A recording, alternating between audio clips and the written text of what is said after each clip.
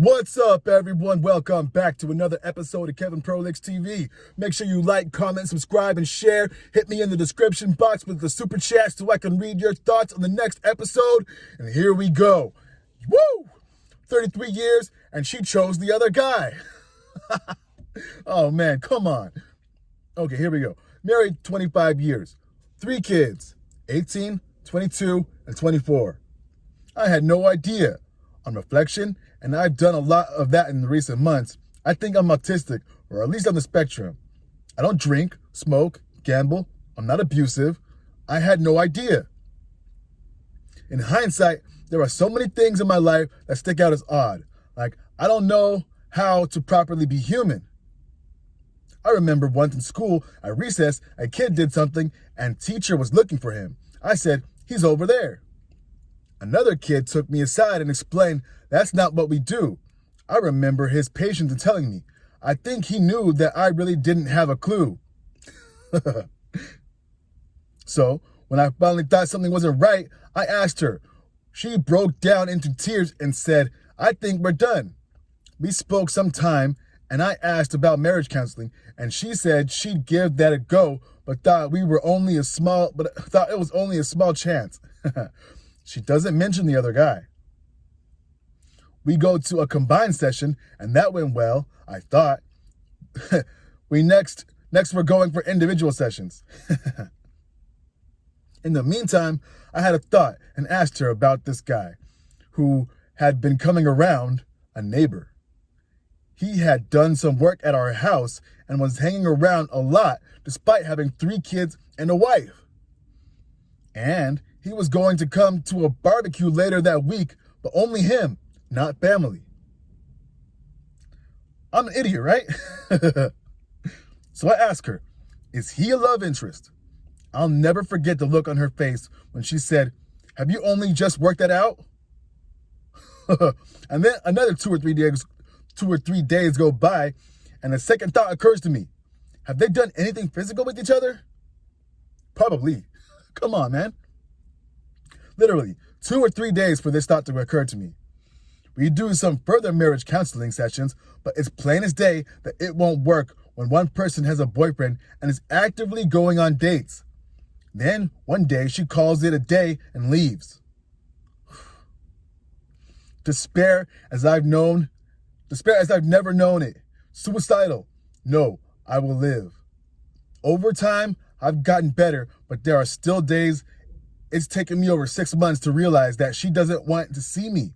So 6 months ago, I started grieving the loss of a friendship and a relationship, and now I'm grieving the loss of my wife.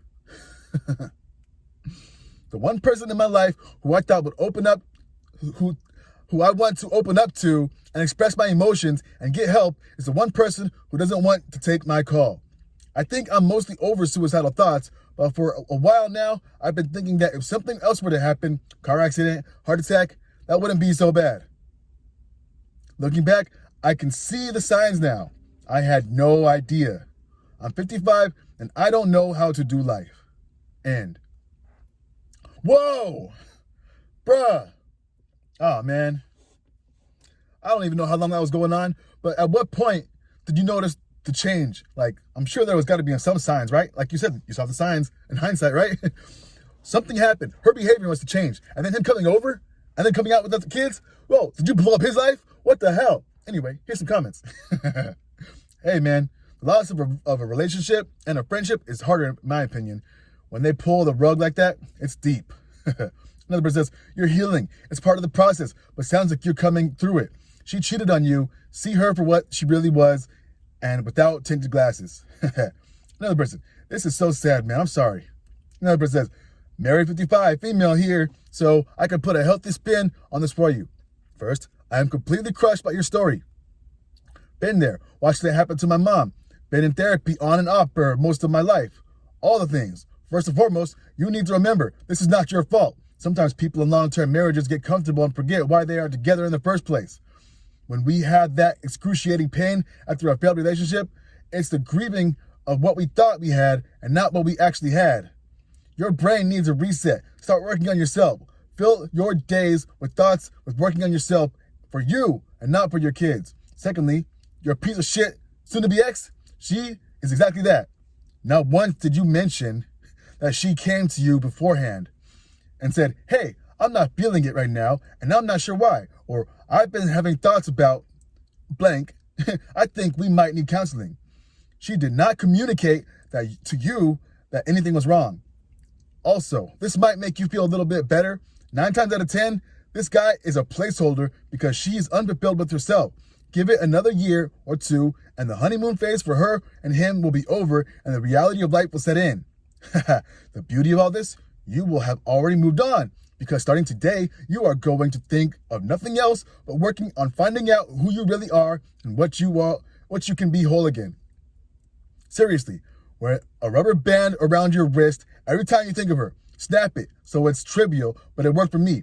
I have now been married for 14 years with a significant other who communicates with me exactly how they are feeling. It's about balance and trust me when I say you want that. Start making a list of things you want to see in yourself. In a couple of months, when you are further away from it, start making a list of things you want in a partner. So sorry for the long post. I just really felt you needed to hear this. Oh, man. Another person says, does her affair partner's wife know about the affair? If she doesn't, she should. OP says, yeah, out of the 4 of us involved, 3 got what they wanted. She kind of wanted him gone. My soon-to-be ex and him got what they want, and I won some kind of sadistic consolation prize. Oh, man. Someone else says, I was there. It'll get better. Get busy working on yourself. I used the 15-minute rule. I did something, anything, to better my life for 15 minutes a day. If I wanted to stop at the end of 15 minutes, I did. But if I didn't, I continue on. I found that lo and behold, in a matter of months, my whole life was turned around for the better. Another person says, your ex is a crap person and that needs to be said. If you are losing the love of your partner, you tell them. You work it out together. You seek professional help if needed. You fight like hell for it. What you don't do is spread your legs for a married family man and ruin 2 families in the process. As much as she may seem like she regretted hurting you, this was a calculated choice she made. She intentionally chose to end things in the way that would cause the greatest harm. Probably, right? A woman here says, you may be autistic. I learned that I am, and I never realized until things happened in my life that caused me to question my way of being. And from the sounds of it, you sound like you got some variety of the Riz. I am sorry you are going through all this. You are better alone than with someone who doesn't want to be with you. And it's just the shock of realizing things weren't okay when you thought everything was fine. Someone says, Riz is short for charisma. Did you mean the tism? Short for autism? I had to read that because I was kind of confused with that one.